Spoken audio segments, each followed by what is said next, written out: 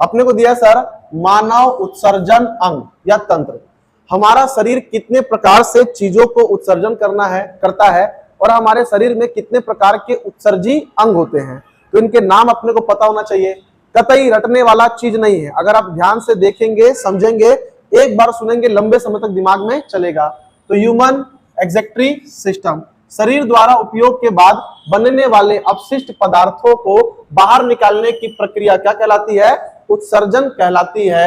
यह क्रिया अंगों के समूह द्वारा संपन्न होती है जिसे मानव उत्सर्जन तंत्र या मानव उत्सर्जन अंग भी कहा जाता है। मानव उत्सर्जन तंत्र के प्रमुख अंग 4 हैं बेटा। सबसे पहला होता है जी किडनी, दूसरा हमारा मूत्रवाहिनी यूटेरस, तीसरा मूत्राशय और चौथा क्या होता है बेटा? मूत्र मार्ग होता है। एक मल द्वार भी होता है, खैर सर वो हार्ड सब्सटेंस के लिए होता है। सबसे पहले देखो जो भी हम लोग खाते हैं बॉडी में जाता है सर, बॉडी में हमारे पास आहार नली से ग्रसिका, ग्रसिका के बाद अमाशय, अमाशय के बाद छोटी आंत और छोटी आंत के बाद बड़ी आंत। जो बड़ी आंत में होता है वो टोटल वेस्ट ऑफ नाइट्रोजन होता है और वो बेटा मल द्वार से बाहर हो जाता है। लेकिन जब छोटी आंत में खाना जाता है अमाशय के बाद, तो यहाँ पर उस पचे हुए खाने से पूरे तरीके से रस रसायन का क्या होता है? ऑब्जर्प्शन होता है। उस रस रसायन को खींच कर कहाँ ले आया जाता है? हमारे ब्लड में। फिर उस ब्लड को फिल्टर कौन करता है? किडनीज। तो पहला जो ब्लड फिल्टर का काम कौन करेगा? किडनी करता है। किडनी उस ब्लड को फिल्टर करने के बाद जो भी वेस्ट ऑफ नाइट्रोजन होगा उसको यूरिन के फॉर्म पे निकालकर डाइल्यूट करके बाहर कर देगी और जो भी सब्सटेंस बॉडी के यूज के लिए है, चाहे वो फैट हो सकता है, प्रोटीन हो सकता है, कार्ब्स हो सकते हैं, अमीनो एसिड्स हो सकता है, विटामिन हो सकते हैं, ABCDEFG, उन सबको रोककर ब्लड में रखता है और बाकी सब कुछ क्या करेगा? आगे बढ़ा देता है। तो पहला काम शुरू कहां से होता है? किडनी से।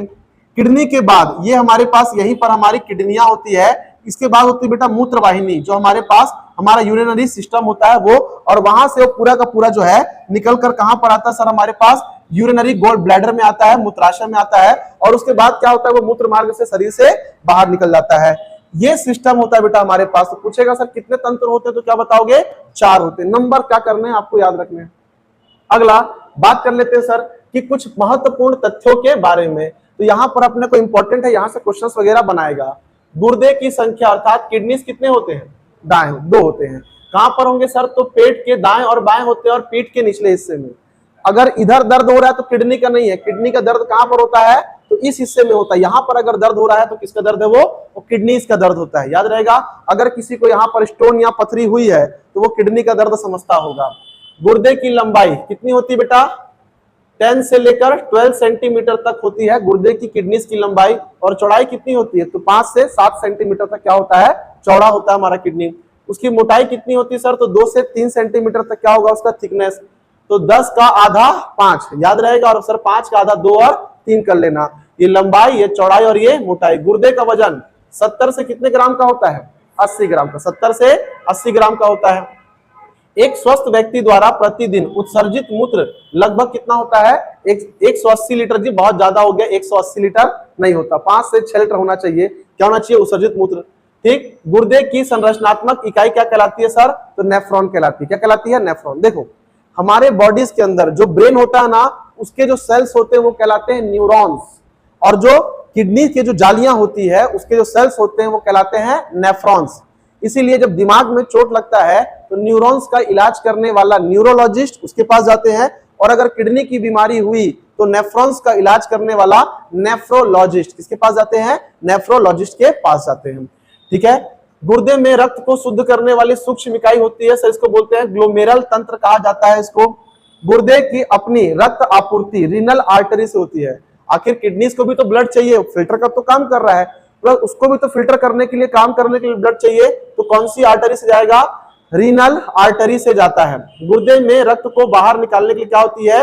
Renal vein. 2 प्रकार के बेटा हमारे यहाँ रक्त परिसंचरण तंत्र होते हैं, एक वेन होता है और एक आर्टरी होती है। देखो मेरे हाथ में ये जो हरा हरा दिख रहा है ना, ये सारे के सारे वेन है, लेकिन अंदर में जो कमजोर होगा उसको यहाँ हार्ड हार्ड लकीर दिखती है, उसको बोलते हैं सर आर्टरी। क्या बोलते हैं उसको? आर्टरीज। वेन में गंदा खून होता है, आर्टरीज में क्या होता है? साफ। सिरा और धमनी सुने होगे।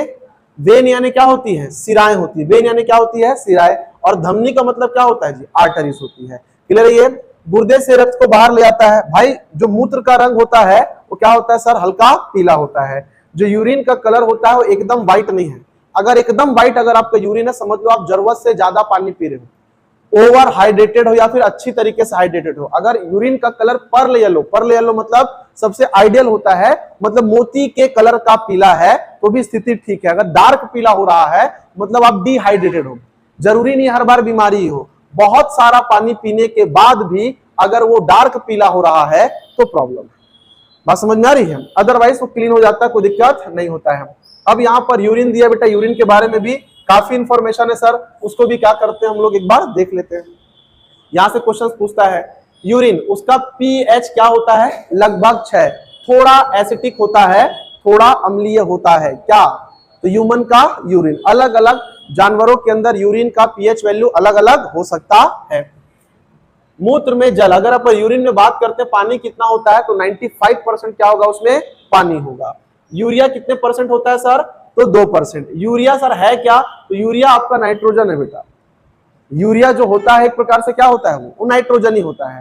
तो जब क्या करते हैं सर हम लोग, व्यक्ति अगर क्या करता है, व्यक्ति या जानवर अगर कहीं पर मूत्र विसर्जन करता है तो नाइट्रोजन होता है, हाइड्रोजन होता है, ऑक्सीजन होता है, सब आपस में रिएक्शन करके अमोनिया या फिर क्लोरीन गैस का निर्माण करते हैं।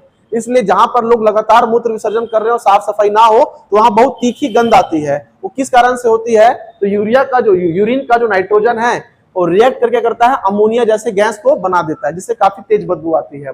पूछेगा सर इसमें यूरिया कितना होता है? तो 2%। यूरिया किसका सब्सटेंस है सर? तो नाइट्रोजन का।